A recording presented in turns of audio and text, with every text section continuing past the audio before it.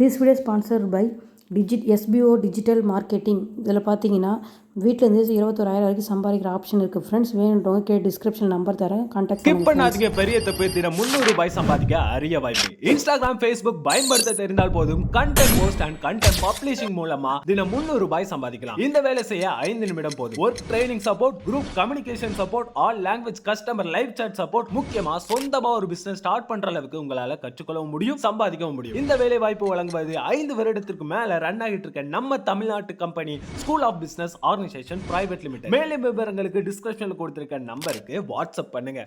இப்போ பார்த்தீங்கன்னா நம்ம வந்து ரைஸ் பாயசம், அரிசி பாயசம் எப்படி செய்கிறதுன்னு பார்க்கலாம் வாங்க ஃப்ரெண்ட்ஸ். இப்போ நமக்கு தேவையான அளவுக்கு பால் வந்து கட்டியான பால் எடுத்துக்கோங்க ஃப்ரெண்ட்ஸ். இல்லை நீங்கள் வந்து கொஞ்சமாக தண்ணி விட்டுக்கலாம்.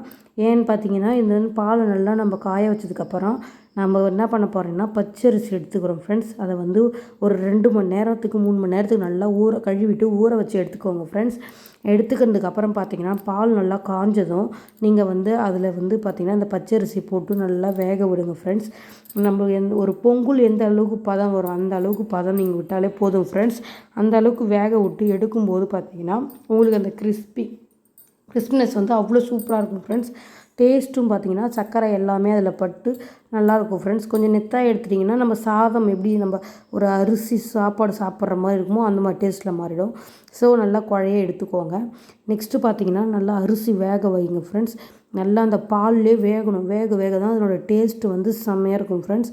நீங்கள் வந்து அவுல் பாயாசம் இந்த மாதிரி நிறைய பாயாசம் பார்த்துருப்பீங்க. இது வந்து அரிசியில் வீட்டில் சிம்பிளாக இருக்கிற அரிசியை வச்சு நம்ம செய்கிறோம் ஃப்ரெண்ட்ஸ்.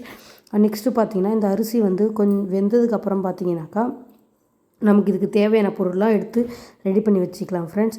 இதுக்கு வந்து நம்ம என்னென்ன போட போகிறோம்னு பார்த்திங்கன்னா முந்திரி பருப்பு, திராட்சை, ஏலக்காய் இது மட்டும் தான் ஃப்ரெண்ட்ஸ் போட போகிறோம்.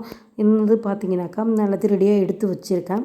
நெக்ஸ்ட்டு பார்த்திங்கன்னா இது வந்து ஃபுல்லாக நல்லா வெந்ததுக்கப்புறம் பார்த்திங்கன்னா நீங்கள் குழந்தைங்களுக்கு நம்ம ரெடி பண்ணதுக்கப்புறம் குழந்தைங்களுக்கு எல்லாருக்குமே கொடுங்க. அவ்வளோ சூப்பராக டேஸ்ட்டான இருக்கும் ஃப்ரெண்ட்ஸ். விரும்பி சாப்பிடுவாங்க ஃப்ரெண்ட்ஸ் பசங்க. நெக்ஸ்ட்டு பார்த்திங்கன்னா நம்ம தேவையான வாசனை, அந்த பால் வாசனை இல்லாமல் இருக்கிறதுக்காக டேஸ்ட்டுக்காகவும் அந்த ஏலக்காய் அந்த ஃப்ளேவருக்காக ஏலக்காய் நம்ம சேர்த்துக்கிறோம் ஃப்ரெண்ட்ஸ். நெக்ஸ்ட்டு பார்த்திங்கன்னா நீங்கள் உங்கள்கிட்ட வந்து கலருக்காக குங்குமப்பூ இருந்ததுன்னா குங்குமப்பூ ஒரு பிஞ்சாக குங்குமப்பூ சேர்த்திங்கன்னா அந்த பாயாசத்தோட கலர் வந்து பார்த்திங்கன்னா அவ்வளோ சூப்பரான ஒரு கலரே உங்களுக்கு வந்து அட்ராக்டிவாக இருக்கும் ஃப்ரெண்ட்ஸ்.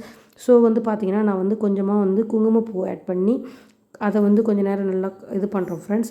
நெக்ஸ்ட்டு பார்த்திங்கனாக்கா நம்ம குங்குமப்பூ போட்டதுக்கப்புறம் மிக்ஸ் பண்ணி கலந்து எடுத்துக்கிறோம். கலந்து எடுத்ததுக்கப்புறம் பார்த்தீங்கன்னா எந்த அளவுக்கு கலர் உங்களுக்கு முன்னே இருந்ததை விட இப்போ கொஞ்சமாக மாறி இருக்குது தெரியுதுங்களா? அந்த கலர் வந்து செம்மையாக இருக்கும். நெக்ஸ்ட்டு பார்த்தீங்கன்னாக்கா அந்த பால் வாசனை வராது ஃப்ரெண்ட்ஸ், அதுக்காக தான். அப்புறம் பார்த்திங்கன்னா நம்ம கூட வந்து என்ன பண்ண போகிறோன்னா சர்க்கரை ஆட் பண்ண போகிறோம் ஃப்ரெண்ட்ஸ். நீங்கள் தித்திப்புக்காக இந்த பாயாசத்தில் வந்து பாலுக்கு நம்ம வந்து என்ன பண்ணணும்னா கொஞ்சமாக சால்ட் ஆட் பண்ணுவோம்ல, சால்ட்லாம் ஆட் பண்ணக்கூடாது ஃப்ரெண்ட்ஸ். ஏன்னா பாலுன்றதுனால அது வந்து திரிஞ்சு போய் முறிஞ்சு போன மாதிரி ஆகிடும். ஸோ நீங்கள் வந்து அதை ஆட் பண்ணாதீங்க. நீங்கள் வந்து பார்த்திங்கன்னா வெறும் சுகர் மட்டும் ஆட் பண்ணுங்கள். நீங்கள் இல்லைனா வெல்லம் ஆட் பண்ணாலும் ஆட் பண்ணலாம், கருப்பட்டி ஆட் பண்ணிக்கலாம். நீங்கள் இல்லைனா சுகர் மட்டும் கூட ஆட் பண்ணிக்கலாம் ஃப்ரெண்ட்ஸ். இப்போ வந்து பார்த்திங்கன்னா நான் வந்து முந்திரி திராட்சைலாம் வந்து பார்த்திங்கன்னா நெய்யில் நல்லா வறுத்து எடுத்துக்கிறேன் ஃப்ரெண்ட்ஸ். பொன்னிறமாக வறுத்து எடுத்துக்கோங்க, அப்போ தான் அதனோட டேஸ்ட்டும் நல்லாயிருக்கும் ஃப்ரெண்ட்ஸ். ஸோ வந்து பார்த்திங்கன்னா நான் வந்து நல்லா வறுத்து எடுத்து நம்ம ரெடி பண்ணி வச்சுருக்க அந்த கொதிச்சுட்டு இருக்க பாலில் கொட்டி எடுத்துக்கிறோம் ஃப்ரெண்ட்ஸ். எடுத்ததுக்கப்புறம் பார்த்திங்கன்னா நீங்கள் வந்து கூட வந்து தேங்காவும் ஆட் பண்ணிக்கோங்க.